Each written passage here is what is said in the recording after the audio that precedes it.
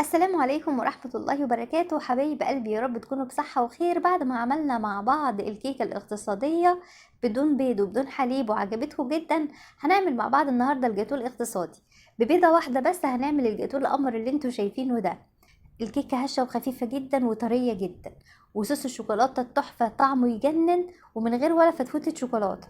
كل اللي هيدوقه مش هيصدق ان هو معمول ببيضة واحدة ومن غير شوكولاتة من حلاوته، ومش هيصدق كمان ان انت عملتيه في البيت، وهتنسي انك تشتري الجاتو ده من بره تاني. حبايب قلبي سموا الله وصلوا على الرسول، ويلا نبدأ في الوصفة بتاعتنا على طول. بسم الله. هنبدأ الفيديو بتاعنا في الخلاط كده. معايا كوباية من الحليب، هحط عليها كده كوباية من السكر، عليهم كوباية الا ربع من الزيت. استخدمي كوباية واحدة في كل المقادير سواء الجافة او السايلة. يبقى كوباية من الحليب، كوباية من السكر، كوباية الا ربع من الزيت. عليهم كده 3 معالق ونص من الكاكاو الخام، وكل الكاكاو ما يكون نوعه حلو كل ما يديكي نتيجة افضل. او نص كوباية من الكاكاو، يعني نص كوباية كده من نفس الكوباية اللي عايرت بيها المقادير السايلة تعايري بيها الكاكاو.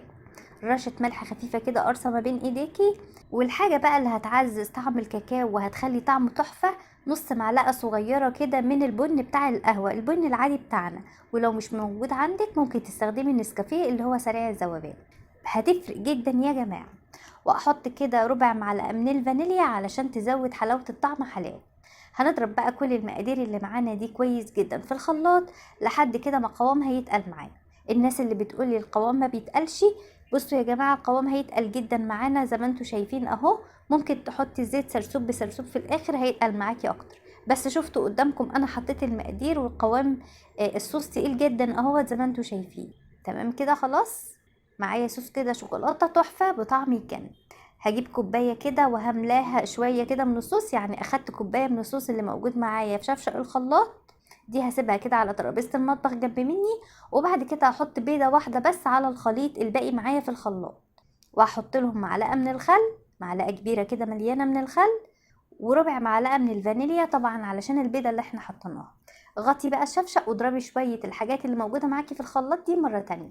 اللي باقي معانا من خليط الصوص الشوكولاتة مع بيضاية مع معلقة خل مع شوية فانيليا لحد ما يوصل معاكي بالقوام ده. تعالوا بقى ما نحضر المقادير الجافة مع بعض. بنفس الكوباية اللي عايرت بيها المواد السائلة هعاير بيها المواد الجافة. معايا كده كوباية ونص من الدقيق، عليهم معلقة كبيرة مليانة من البيكنج باودر. المعلقة ما كانتش مليانة قوي فضفت لها حبة كمان. وهننخل الدقيق مع البيكنج باودر مرة واتنين علشان اتأكد ان البيكنج باودر والدقيق اختلطوا في بعض كويس. وعلشان اتأكد اكتر قلبتهم كده كمان مرة بالمضرب علشان اتأكد ان البيض والدقيق اختلطوا كويس، ودي نقطة مهمة جدا يا جماعة. بعد كده هنزل بالمقادير اللي كانت معايا موجودة في الخلاط، وطبعا هننزل بالمقدار كله علشان المقادير بتاعتنا تكون مظبوطة. بعد كده بقى هنقلب في اتجاه واحد لحد ما ندوب الدقيق ونخليه يختفي خالص في المكونات السائلة اللي موجودة معانا. بصوا بقى يا حبايبي، على حسب نوع الدقيق ممكن تلاقي العجينة مظبوطة وقوامها مظبوط، وممكن تلاقيها تقيلة على حسب ما هتشوفي بقى. بس بعد ما تقلبي كويس هنشوف مع بعض قوام الكيكة المظبوط اللي مفروض نوصل ليه.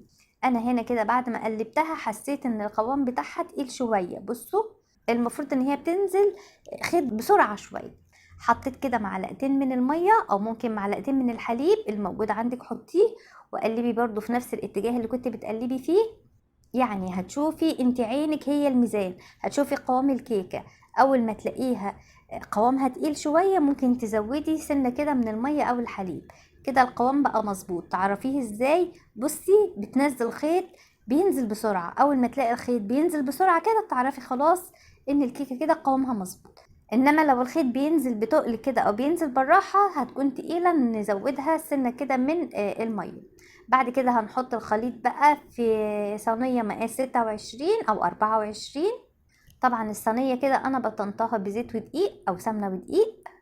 وهنحاول كده نفرد الخليط، نخبطها تخبطتين كده على الرخامة لحد الخليط ما يتفرد كويس في الصينية.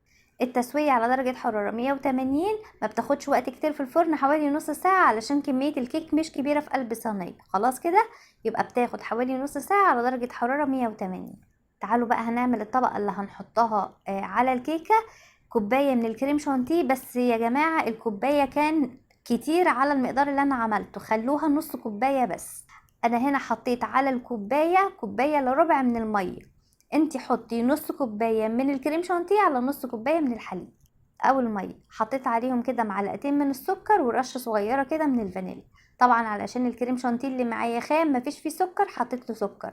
لو انتي هتستخدمي كريم شانتيه المحلى خلاص ما تحطيش. يبقى تاني يا جماعه علشان الخطوه دي مهمه، حرام تعملوا كوبايه وهتكون المقدار كبير.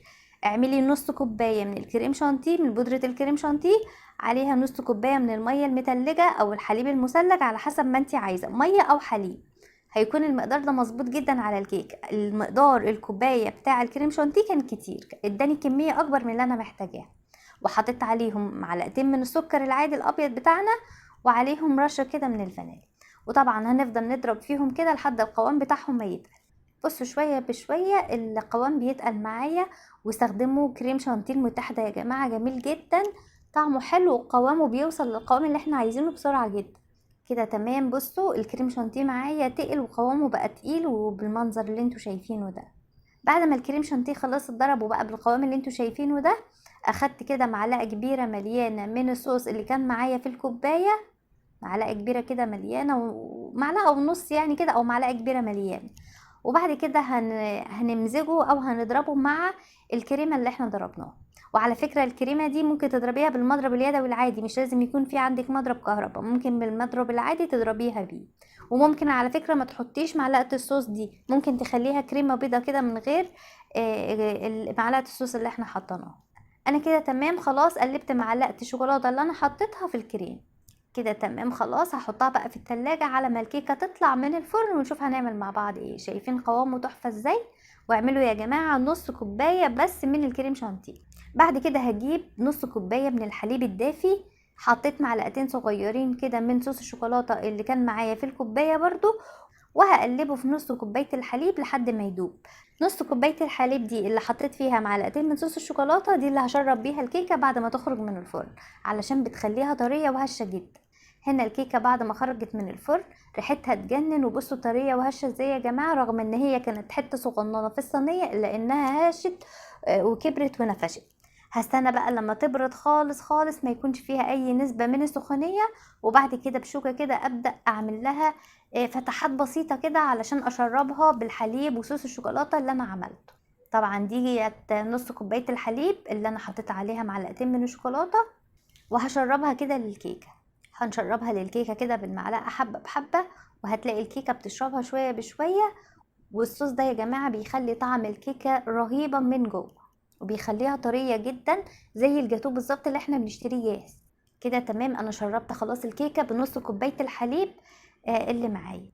بعد ما الكيكة بتاعتي شربت الحليب بالشوكولاتة اللي انا عملته لها، هبدأ بقى اوزع الكريمة على وش الكيكة اللي معايا. وزي ما قلت لكم كمية الكريمة كانت كتيرة شوية يا جماعة، لو عملتي نص كوباية بس هتكون افضل. بعد ما فردت كده الكريمة على وش الصينية وسويتها بقت بالشكل اللي انتوا شايفينه ده، هحطها بقى في التلاجة شوية او في الفريزر نص ساعة علشان طبقة الكريمة تجمد على وشها. وبعد كده هننزل بقى ببقية كوباية صوص الشوكولاتة اللي احنا كنا حاطينها من اول الفيديو معانا، هنفردها كده على وش الصينية. بصوا الناس اللي بتقول ان صوص الشوكولاتة بيبقى خفيف، لا بصوا انا بوزعه على الصينية بصعوبة اهوت من تقله، يعني هو بيكون تقيل جدا.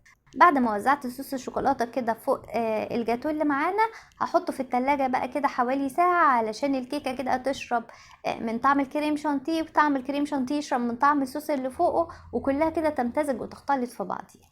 وهنا الجاتو بتاعي بعد ما قعد في التلاجة حوالي ساعة او ساعة ونص كده، طعمه يجنن يا جماعة، بجد تحفة. جربوه مش هتندموا وهيعجبكم وهيكون ادمان، هتعمليه كل يوم وكل ما هيخلص هتعمليه تاني. اقتصادي ببيضة واحدة ونص كوباية كريم شانتيه بس، مش كوباية، وحبة مية عملت شوية جاتو تحفة يا جماعة، طعمه يجنن، وهتنسي اي جاتو بتشتريه من بره بالاسعار الفلكية اللي احنا بنشوفها. وحاجة تشرفك قدام ضيوفك، واقتصادية جدا، ما اخدتش مننا يعني مقادير كتير ولا كلفتنا كتير. الكيكة هشة، والحليب اللي شربناها بيها كده مخليها طرية وتحفة زي الكيكة بتاعة التورتة بالظبط، رغم انها معمولة ببيضة واحدة. الكريم شانتيه مع طعم صوص الشوكولاتة اللي اتحط على وشها يجنن.